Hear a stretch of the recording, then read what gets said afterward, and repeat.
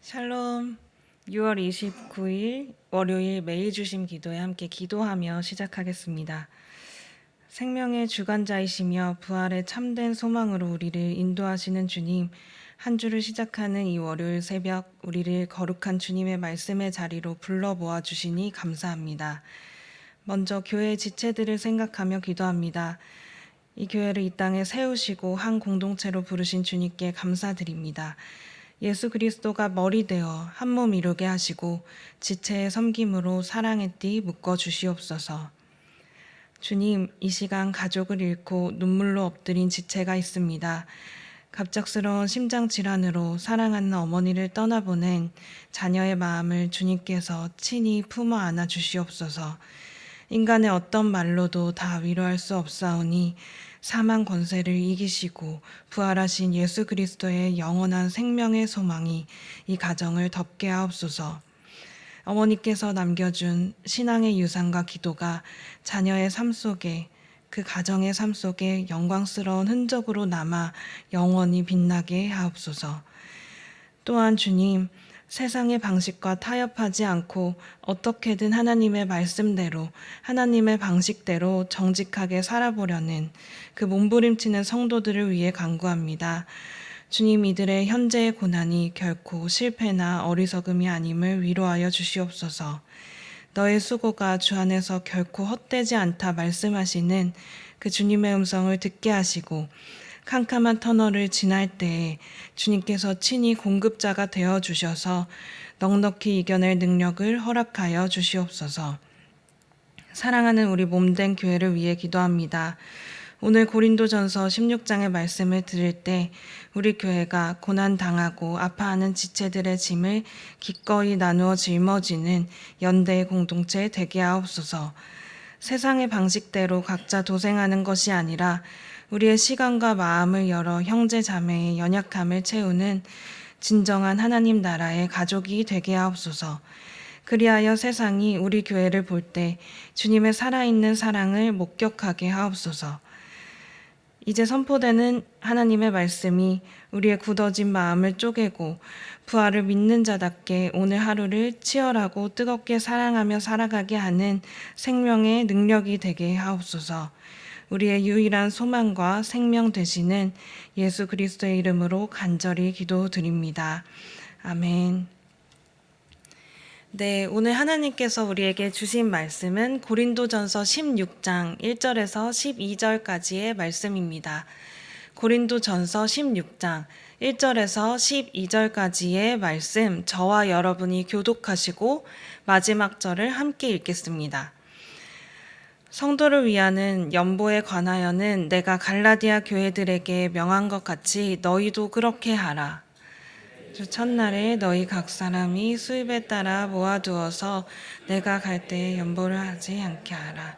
내가 이를 때에 너희가 인정한 사람에게 편지를 주어 너희의 은혜를 예루살렘으로 가지고 가게 하리니 나도 가는 것이 합당하면 그들이 나와 함께 가리라. 내가 마게도냐를 지날 터이니 마게도냐를 지난 후에 너희에게 가서 혹 너희와 함께 머물며 겨울을 지낼 듯도 하니 이는 너희가 나를 내가 갈 곳으로 보내어 주게 하려 함이라. 이제는 지나는 길에 너희 보기를 원하지 아니하노니 이는 만일 주께서 허락하시면 얼마 동안 너희와 함께 머물기를 바람이라. 내가 우승설까지 에베소에 머물려 함은 내게 강대하고 유효한 문이 열렸으나 대적하는 자가 많음이라.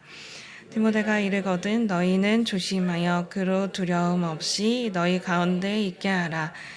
그도 나와 같이 주의를 힘쓰는 자임이라. 그러므로 누구든지 그를 멸시하지 말고 평안히 보내어 내게로 오게 하라. 나는 그가 형제들과 함께 오기를 기다리노라.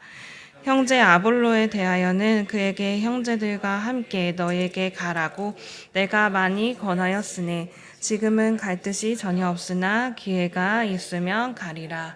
아멘. 네, 사랑하는 우리 높은 뜻 덕속의 성도 여러분, 이 고요한 새벽 하나님의 평강과 은혜가 가득하시길 기도합니다. 우리는 고린도전서 15장에서 기독교 신앙의 근간, 출발이 되는 주제인 부활에 대해 묵상했습니다. 죽음을 이기신 그리스도의 부활, 그리고 장차 우리에게 입혀질 그 영광스러운 썩지 않을 몸에 대한 그 소망을 품고 또 한 주를 시작하셨으리라 믿습니다. 그런데 우리가 오늘 함께 읽은 16장의 첫 구절을 보면 분위기가 아주 급격하게 전환이 됩니다. 그 하늘의 가장 신비로운 영광, 그 부활에 대해 이야기하던 사도 바울은 이제 지극히 현실적이고 실용적인 문제, 연보, 헌금이라고 하죠. 그리고 자신의 여행 계획에 대해 이야기를 합니다. 어떤 이들에게는 부활에서 이 연보로 이어지는 이 흐름이 갑작스러운 흐름일 수 있겠습니다. 그런데 바울에게 있어서 15장의 부활신앙 그리고 16장의 이야기는 결코 떨어진 이야기가 아니었습니다. 부활의 복음을 믿는 자라면 마땅히 그 복음이 우리의 삶 속에서 구체적으로 드러나야 한다고 믿었기 때문입니다. 오늘 본문인 고린도전서 16장 1절부터 12절의 말씀을 통해 바울이 가르치는 참된 연보의 의미, 그리고 자신의 선교적 이동 경로, 그리고 사람을 통해 일하시는 하나님에 대해 함께 이야기해 보려 합니다. 첫 번째로 성도를 위하는 연보는 말씀대로 살려다가 세상에서 실패하고 가난해진 형제들의 짐을 함께 짊어지는 거룩한 연대입니다. 본문 1절에서 바울은 성도를 위하는 연보에 대하여 지시합니다. 이 지시는 고린도 교회뿐 아니라 갈라디아 교회들에게도 향한 것이었습니다. 갈라디아서 2장 10절의 말씀을 같이 보려고 합니다. 다만 그들이 우리에게 바란 것은 가난한 사람을 기억해달라고 한 것인데 그것은 바로 내가 마음을 다하여 해오던 일이었습니다. 바울은 단지 성도들을 위하여 말씀을 전하고 편지를 전한 것뿐만 아니라 그들의 삶에 대해서도 구체적으로 관심을 가지고 있었습니다. 이 갈라디아서 2장 10절에서 그들은 공경에 처한 예루살렘 교회입니다. 그렇다면 예루살렘 교회는 왜 공경에 처했고 또 자신들을 가난한 사람들이라고 지칭하는 걸까요? 그들이 게으르거나 무능해서가 아닙니다. 우리가 알고 있듯이 예루살렘 성도들은 처음 초기 교회를 시작하면서 자신의 삶을 나누고 재산을 다 공유하면서 가난한 자들이 없게 하려고 힘써 오던 교회였습니다. 하나님의 뜻과 하나님의 나라의 방식이 무엇일까 고민하면서 선택했던 길이었습니다. 그래서 그 몸부림이 결과적으로 가난 또 공경으로 돌아오게 되었지만 이 바울은 그들을 결코 내버려 둘 수 없었습니다. 세상의 방식을 거스르고 사랑으로 모든 것을 나누는 이 거룩한 실험의 결과는 세상에서 보면 실패였을지 모르고 망했다 했을지 모르겠습니다. 하지만 사도 바울은 이방인 교회인 고린도 교인들에게 함께 이 짐을 짊어질 것을 제안하고 요청합니다. 마치 이렇게 말하는 것 같습니다. 하나님 뜻대로 살아보려다가 공경에 처한 저 예루살렘의 형제들, 자매들을 보십시오. 저들의 시도는 결코 실패가 아닙니다. 이제 우리가 그들의 짐을 나누어 짐으로써 저들의 믿음이 저들이 선택한 길이 결코 헛되지 않았음을 우리가 증명해 줍시다 라고 외친 겁니다. 그리고 이방인 그리스도인들이 정성껏 모은 이 헌금, 이 연보가 예루살렘에 도착했을 때 이 유대인 성도들은 어떤 마음이 들었을까요? 아, 우리의 기도가 응답되었구나. 또 주님만을 바라보며 힘겹게 걸었던 이 걸음이 선택한 이 길이 결코 잘못된 것이 아니었구나 느꼈을 겁니다. 그리고 이방의 그리스도인도 하나의 믿음의 가족이구나. 그러면서 깊은 감사와 찬송을 주님께 올려드렸을 겁니다. 이것이 바로 연보를 하는 목적, 성도를 위하는 연보입니다. 고린도서 9장 11절에서 바울은 이렇게 말합니다.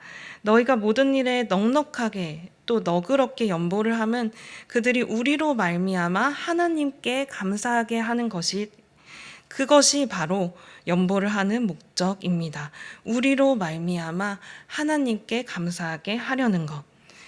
또한 바울은 어려움에 처한 예루살렘 교회와 연대하자는 말에 덧붙여 모으는 방식, 이 연보를 모으는 방식에 대해서도 이야기를 하는데요. 2절입니다. 매주 첫날에 너희 각 사람이 수입에 따라 모아두어서. 이 성도를 위하는 연보는 쓰다가 남은 것을 주는 것이 아니라 일주일의 시작, 매주 첫날에 떼어놓고 시작하는 자발적인 모금입니다. 그러니 우리가 드리는 헌보 그리고 성도를 위하는 연보는 하나님의 뜻과 하나님 나라의 방식대로 살아가려고 하는 먼저 우리의 경제적 실험이고 몸부림입니다. 먼저 떼어놓는 것이니까요. 또한 교회의 지체들, 또 이웃에게 나누는 헌금의 일부 정의헌금은 세상 한가운데서 정직하게 말씀대로 살아보려다가 고난당하고 손해보는 우리의 믿음의 형제 자매들을 향해 이렇게 전하는 것과 같습니다. 당신은 혼자가 아닙니다. 당신의 그 걸음, 하나님을 향한 그 걸음, 우리가 함께 걷고 있습니다. 라고 손을 내미는 가장 강력한 사랑의 표지입니다. 또 이것은 물질뿐만이 아니겠죠. 우리의 걸음이 될 수도 있고 우리의 손길, 우리의 헌신, 그 모든 것이 포함된 이야기입니다. 이제 두 번째 이야기입니다. 바울은 자신의 여행 계획, 선교 여행 계획, 그리고 고린도 교회의 믿음과 분투의 여정이 하나님 나라 지체들의 긴밀한 연결임을 이야기하고 있습니다. 5절부터 9절까지 바울은 자신의 앞으로의 여행 계획과 현재 처한 상황을 나누고 있습니다. 지도가 작고 또 글씨가 작아서 잘 안 보이실 텐데 제가 말씀을 드리겠습니다. 바울은 지금 에베소에서 머물고 있습니다. 그리고 여기에서 출발해 마게도냐를 거쳐 고린도에 이르고 그곳에서 겨울을 보내고자 합니다. 물론 주님이 허락하시면요. 그리고 그 후에 예루살렘이나 또 다른 목적지로 허락하시는 대로 가기를 희망합니다. 바울은 이 편지를 읽고 있는 고린도 교인들이 그들의 시야를 고린도라는 한 도시에 머물지 않게 하려고 하고 있습니다. 그리고 우리가 잘 아시는 대로 그동안의 그 매일 성경을 따라오시면 고린도 교회 교인들이 그 안에서 얼마나 많은 싸움을 했는지, 파당을 만들고 또 교회 안에서 다툼과 경쟁을 했는지 알고 계실 겁니다. 바울이 겪고 있는 이 현재의 고난 그리고 복음의 분투는 고린도 교회 교인들에게 이렇게 말하는 것과 같습니다. 더 큰 세상을 봐라. 우리는 하나님 나라에 속한 하나님 나라의 백성들이다. 우리만 있는 것이 아니다. 고린도 교회만이 있는 것이 아니다. 이 세계 열방에 우리가 함께 있다라고 말하는 것과 같습니다. 고린도전서 16장 8절에서 9절에 보시면 이 에베소에 머물려 하는 이 바울의 목적에 대해 이야기하고 있는데요. 오순절까지 에베소에 머물겠다고 다짐합니다. 그 이유가 내게 광대하고 유효한 문이 열려 있으나 대적하는 자가 많다고 이야기합니다. 에베소는 황제 숭배의 거점이었죠. 그리고 마술과 우상이 가득한 곳이었습니다. 바울은 그곳에서 맹수와 싸우는 것 같은 극심한 반대와 위협에 직면해 있었습니다. 평범한 사람이라면 위험을 피해 도망치거나 자신의 유익을 구했겠죠. 자신을 환영해줄 편안한 곳으로 떠났겠죠. 하지만 바울은 그곳에서 복음을 전한 크고 중요한 문이 열려있는 것을 보았기에 오순절까지 그곳에서 좀 더 머물기를 다짐하고 있습니다. 대적자들의 위협을 감수하면서까지요. 바울은 계속해서 이런 이야기를 하는 이유는 고린도 교회 사람들이 자신의 경계 안에서 자신의 그 바운더리 안에서 머무는 것이 아니라 더 넓은 세상, 하나님 나라의 세상으로 분투하고 살아가는 사람들을 보여주면서 그 안에서 그만 싸우고 나와서 봐라 라고 이야기하고 있는 겁니다. 마지막으로 10절에서 12절까지의 내용에서 젊은 지도자 디모데, 또 형제 아볼로에 대해 이야기하고 있습니다. 여기에서 그 아볼로는 아볼로파, 바울파로 나눠서 싸울 때 그 초기 지도자인 아볼로죠. 바로 이 이야기를 하는 이유는 젊은 지도자 디모데 또 아볼로까지 모두가 우리의 형제 자매임을 함께 믿음의 분투를 하는 형제 자매임을 이야기해주고 있습니다. 우리에게 주시는 오늘 16장 1절에서 12절까지의 메시지, 우리가 결코 혼자가 아니라는 것, 이 교회가 또 우리가 속한 공동체가 전부가 아니라는 것을 이야기하고 있습니다. 우리는 절대 혼자가 아닙니다. 주님의 길을 같이 걷고 있습니다. 여기 서 있는 저와 또 여기 앉아 있는 여러분, 또 온라인으로 이 말씀을 듣는 모든 분들까지 말입니다. 그런데 가끔 우리는 그런 생각이 들 때가 있습니다. 혼자 고군분투하고 있는 것 같을 때 말입니다. 주님의 길을 간다고 하는데, 주님 뜻대로 살아본다고 하는데 자꾸 넘어지고 흔들릴 때가 있습니다. 당연한 일입니다. 십자가의 길은 좁은 길이기 때문입니다. 하지만 넓은 길이면 앞서가는 사람이 아득하게 보일 겁니다. 뒤에서 허겁지겁 쫓아오는 사람, 뒤처지는 사람도 잘 안 보일 겁니다. 하나님께서 우리에게 좁은 길을 허락하신 이유는 앞서가는 사람이 안내해 줄 수 있고 뒤처지는 사람이 바로 눈에 띄기 때문입니다. 서로가 서로에게 기도의 응답이 되어줄 수 있고 자발적으로 또 구체적이고 부지런하게 시간을 쓰고 때로는 지갑을 열고 마음을 다하는 과정에서 서로를 통해 주님을 볼 수 있는 그 길이 바로 이 십자가의 길, 좁은 길입니다. 참 감사한 길이죠. 그래서 오늘 기도하실 때는 주님, 이 좁은 길을 걸을 때 혼자가 아님을 기억하게 하여 주시옵소서. 또 내 옆에 있는 지체들을, 잘 안 보였던 그 지체들을 눈을 열어 보게 하여 주시옵소서. 함께 기도하시고 지금 나의 헌신과 섬김이 필요한 곳이 어딘지 깨달아 알게 하시고 지체 없이 나아가게 하여 주시옵소서.